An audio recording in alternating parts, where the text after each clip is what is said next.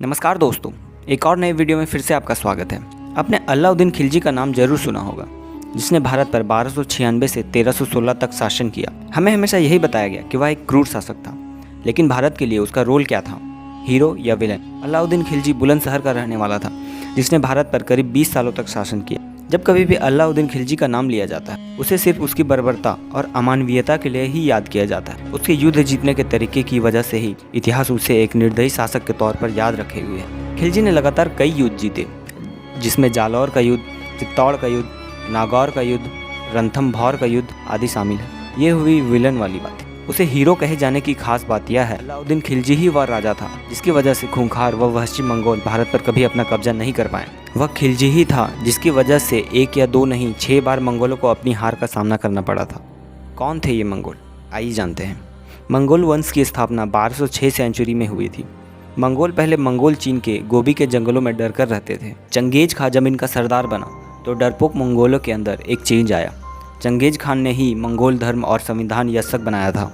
Mongol लड़ाके कभी एक स्थान पर नहीं रहते थे।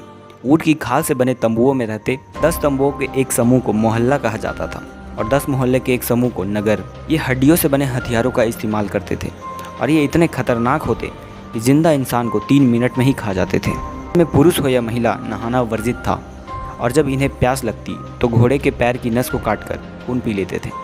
दुनिया के इतिहास में पहले और आखिरी लड़ाके थे जो एक दिन में 300 मील की पैदल यात्रा कर लेते थे। अगर ये मंगोल भारत में घुस गए होते तो सिर्फ भारत का भूगोल ही नहीं, हर भारतीय के चेहरे का भूगोल भी बदल जाता। मंगोल पूरी दुनिया के धर्म और संस्कृति को नष्ट करने में लगे थे। जहाँ जाते 50% की आबादी को खत्म कर देते। पुरुषों को मारकर महिलाओं के साथ ज़बरदस्ती रिश्ते बनाते, जिससे पूरी जनरेशन ही चेंज हो जाती थी।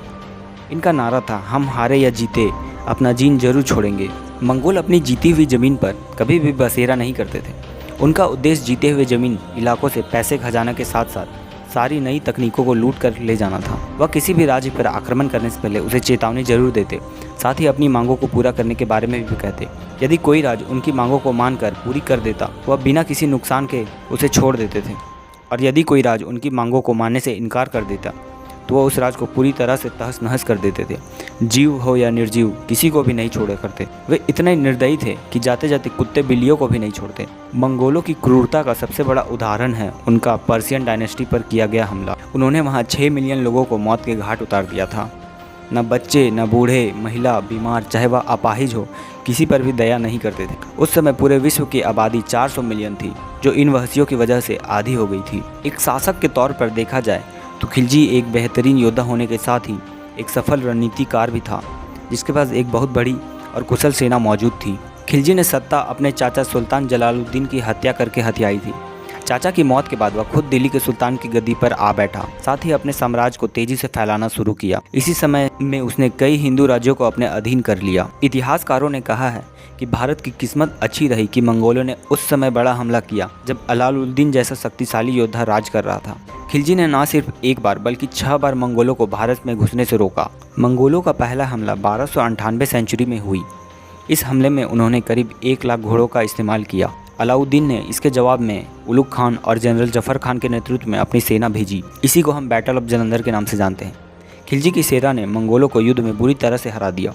जीत के साथ ही खिलजी ने 20,000 मंगोलों को बंदी बनाकर उन्हें मौत के घाट उतरवा दिया था। खिलजी मंगोलों के अटैक से इतना गुस्साया था कि उसने 8,000 मंगोलों के सर दिल्ली में बन रहे सीरी फोर्ट के मीनारों में ईंट की जगह चुनवा दिया था। मंगोल अपनी हार के 1 साल बाद फिर से अपनी सेना खड़ी की और फिर से उन्होंने भारत पर हमले की योजना बनाई, लेकिन खिलजी की सेना ने इस बार भी जफर खान के नेतृत्व में मंगोलों को धूल चटाई। लगातार 2 बार की हार से मंगोलों के सरदार दुआ खान झल्ला उठे। उसने फिर से अपनी सेना खड़ी की और अपने बेटे कुतलक ख्वाजा के नेतृत्व में 2 लाख सेना को फिर से भारत में हमले के लिए भेजा। इस बार मंगोलों ने दिल्ली की सल्तनत को खत्म करने का पूरा इरादा बना लिया था और पूरी तैयारी के साथ अपनी सेना को भेजा। स्थिति इतनी भयानक थी कि खिलजी के सलाहकार भी इस बार डर गए और खिलजी को युद्ध न करने की सलाह दी, लेकिन अलाउद्दीन बिल्कुल भी भयभीत नहीं हुआ और अंत समय तक लड़ने का फैसला किया। खिलजी का आमना सामना मंगोल कुतलक ख्वाजा से किली पर हुआ। इसी को हम बैटल ऑफ किली के रूप में जानते हैं। खिलजी ने जफर खान के साथ मिलकर फिर से जीत हासिल की और मंगोल पीछे हट गए और वापस लौट गए। मंगोलों के सरदार दुआ खान अभी भी अपनी हार को नहीं भुला पाया। उसने फिर से सन 1303 सेंचुरी में 1,20,000 सेना के साथ दोबारा हमला किया। इस बार यह हमला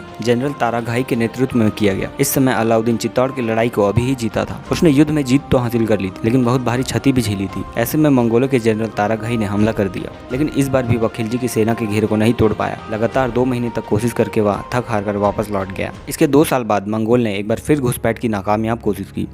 खिलजी ने इनके 20,000 घोड़े जब्त कर लिए, दुश्मनों की सेना का सारा सामान ढूंढ लिया। 8,000 युद्ध बंदियों को दिल्ली लाया गया। मंगोलों के जनरल अली बेग और जनरल तरताक के सिर को कलम कर दिया गया। इस हमले के बाद भी दुआ खान ने 1306 सेंचुरी में आखिरी हमला किया, लेकिन इस हमले में भी वह नाकामयाब रहा। ऐसे में खिलजी ने वह कारनामा किया जो विश्व में कोई भी नहीं कर पाया। खिलजी कितना भी क्रूर राजा हो, भले ही मंगोलों से उसने युद्ध अपनी सत्ता बचाने के लिए ही की हो, लेकिन हम यह बात से इनकार नहीं कर सकते कि उसने भारत की हिफाजत की। वीडियो पसंद आए तो लाइक, शेयर एंड सब्सक्राइब जरूर करें।